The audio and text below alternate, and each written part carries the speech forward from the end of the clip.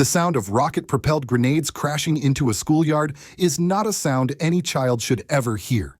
Yet in Mandera County, at the far northeastern edge of Kenya, that nightmare has become reality. Parents rush their children away from classrooms, bullets fly across the border, and families abandon their homes in fear of a war they never asked for. This is not the opening scene of a war film. It is the daily life of ordinary Kenyans caught in a storm no one in Nairobi seems willing to admit exists.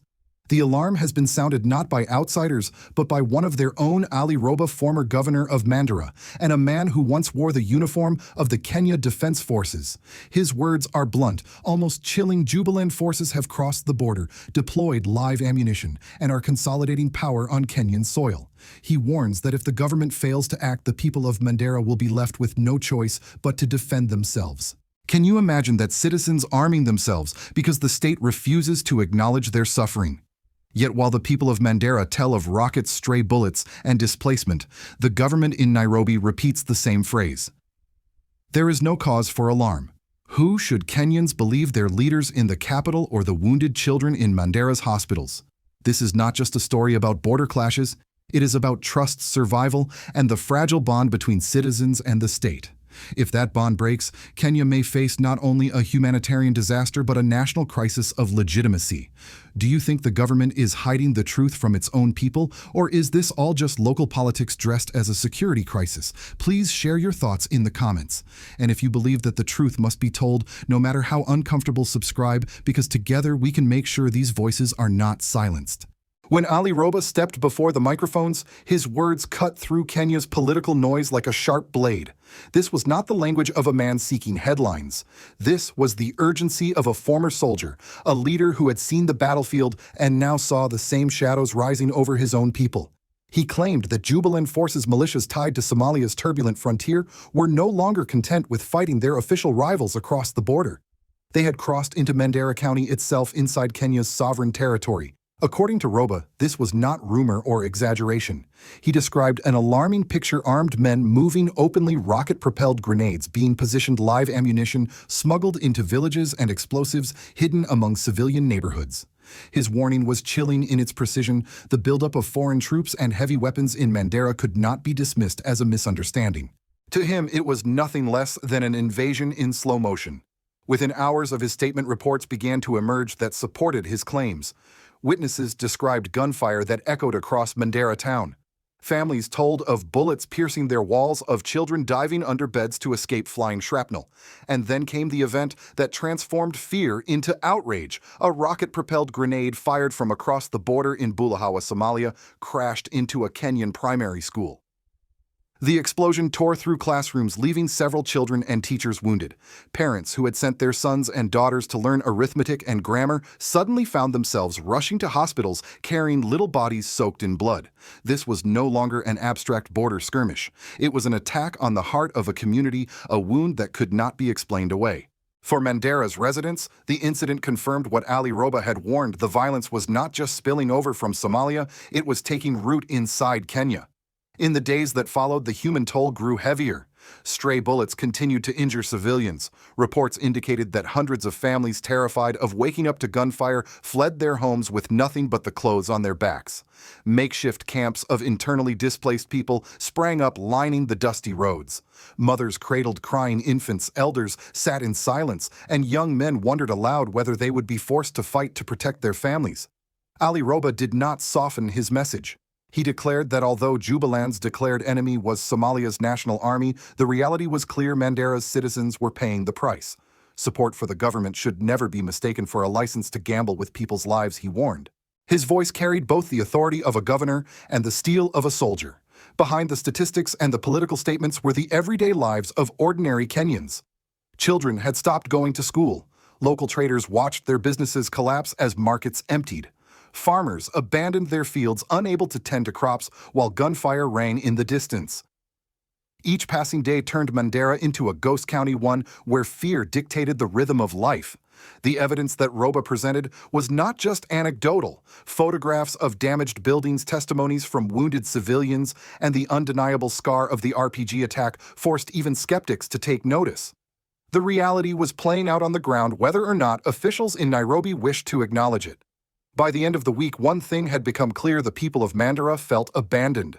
They were living through a crisis that their government insisted did not exist.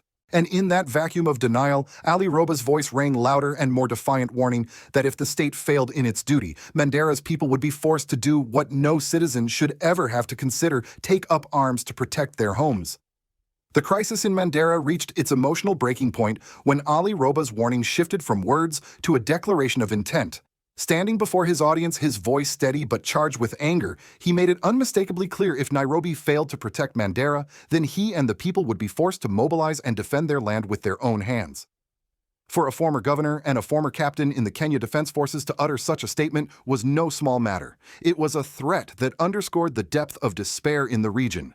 This was the climax of the unfolding drama, a respected leader signaling that the social contract between citizen and state was collapsing.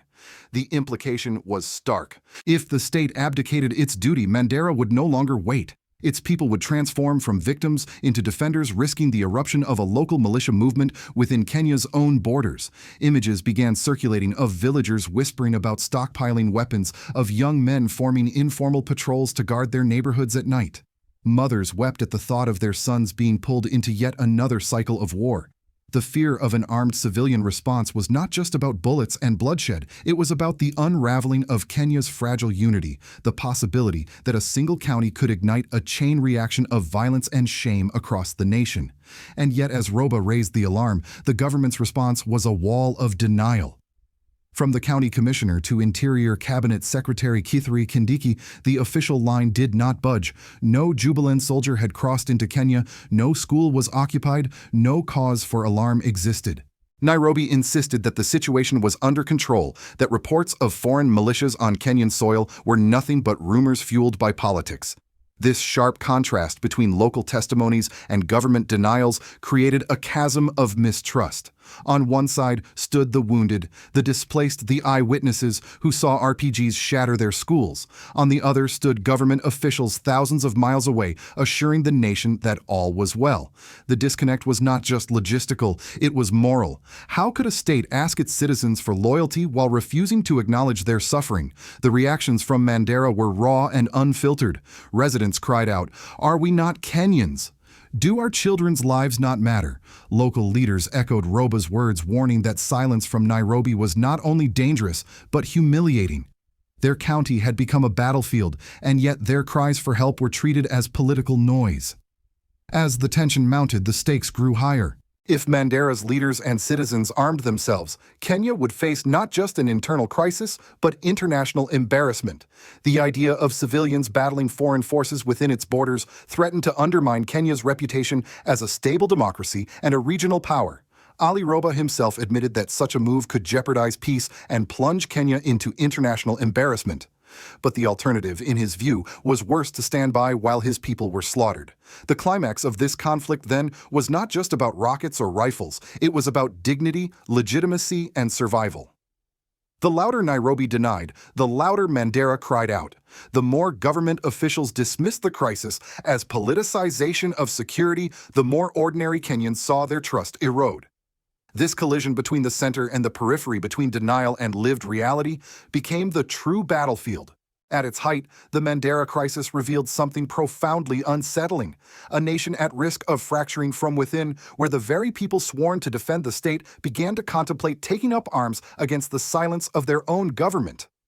The days following the RPG strike on Mandera's primary school exposed not only the fragility of border security, but also the deep cracks within Kenya's political and social fabric. The first and most visible consequence was humanitarian families fled their villages in waves, clutching small bags of clothes and food, unsure if they would ever return. Mandera's dusty roads filled with caravans of the displaced mothers carrying infants, elderly men leaning on sticks, and children dragging their school bags, not with books but with bread and water bottles. This mass displacement quickly became more than just a logistical challenge. It was a political wound. Internally displaced people within Mandera asked bitterly, "Are we not Kenyans too?" Their voices carried anger at being treated as though they belonged to a forgotten frontier, sacrificed for the sake of political convenience. These cries of abandonment fueled a dangerous sentiment: if the state does not protect us, then perhaps the state does not deserve our loyalty. In towns across Mandera, economic life collapsed almost overnight. Shops shuttered, markets emptied, and farmers abandoned their crops. Without a sense of safety, even the simplest rhythms of daily life, buying food, tending goats, sending children to school, became impossible. Each day that passed without government acknowledgement added to the despair, turning frustration into anger, and anger into open defiance. The political consequences were equally sharp. For President William Ruto's administration, Mandera became a mirror reflecting its vulnerabilities. By denying what residents saw with their own eyes, Nairobi appeared out of touch, dismissive, and even negligent. Opposition politicians seized on the crisis, accusing the government of playing politics while citizens bled. The crisis gave fresh ammunition to those who argued that Ruto's government had lost its legitimacy outside the capital. Local leaders, emboldened by Ali Roba's defiance, began to demand greater autonomy over security matters. This carried its own dangers. If Mandera was permitted to organize its own armed defense, what would stop other counties from following the same path in moments of crisis? The specter of fragmentation loomed large. A Kenya, where regions no longer trusted the state, but instead armed themselves to survive. On the national stage, the crisis risked undermining Kenya's image as a stable anchor in East Africa. For years, Nairobi had presented itself as a bulwark against extremism, a reliable partner for global powers in the fight against terrorism. Yet now, in its own backyard, a county was slipping into chaos while the government dismissed the crisis as exaggerated. The contrast was glaring, and it threatened not just security, but also Kenya's credibility in diplomacy and trade. For ordinary Kenyans watching from afar, Mandera's plight sparked uncomfortable questions. If the state could deny the suffering of one county, could it also ignore others? Was the bond of citizenship strong enough to guarantee protection, or was it conditional on geography and political convenience? In the end, the civilian and political consequences of Mandera's crisis intertwined. What began as a border dispute risked spiraling into a national reckoning about trust, representation, and the fragile promise that a government must never abandon its people. Beyond the dust of Mandera's roads and the anguish of displaced families lies a larger stage the world is watching. For the United States, Kenya has long been a cornerstone of its East African strategy, a partner in counterterrorism, a host for military bases, and a trusted ally in the fight against al-Shabaab. Washington has poured millions into training Kenyan forces and equipping border patrols.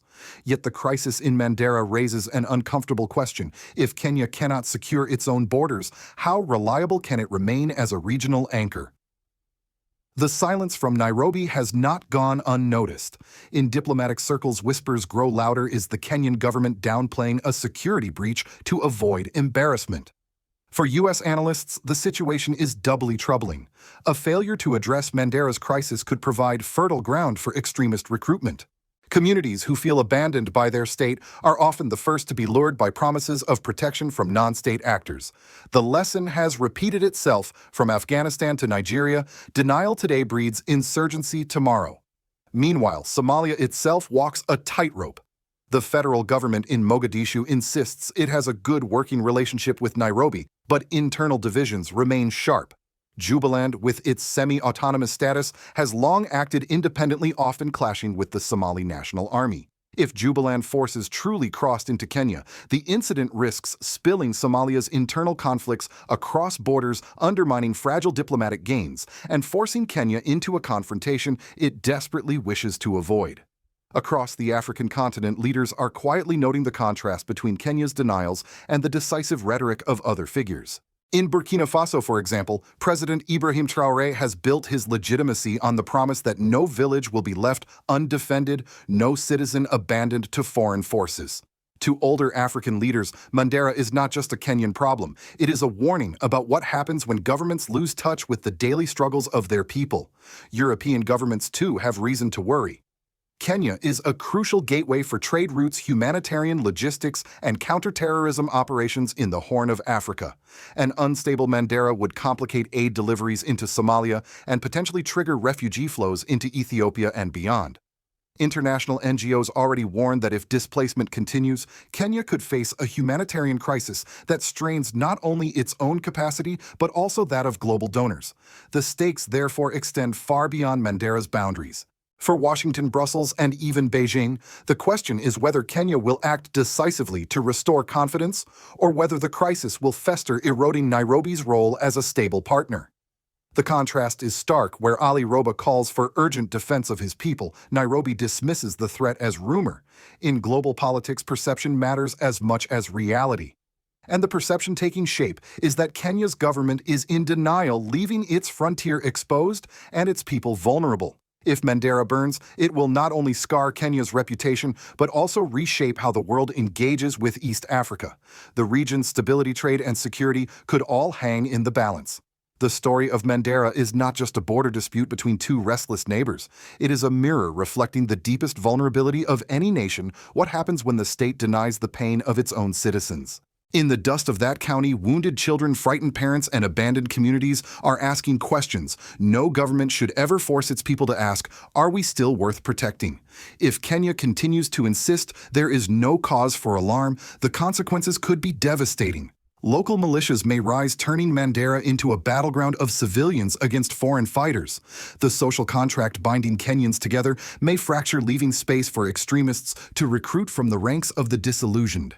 And the shame of ignoring an open wound on the frontier will not only haunt Nairobi but also stain Kenya's reputation before the world.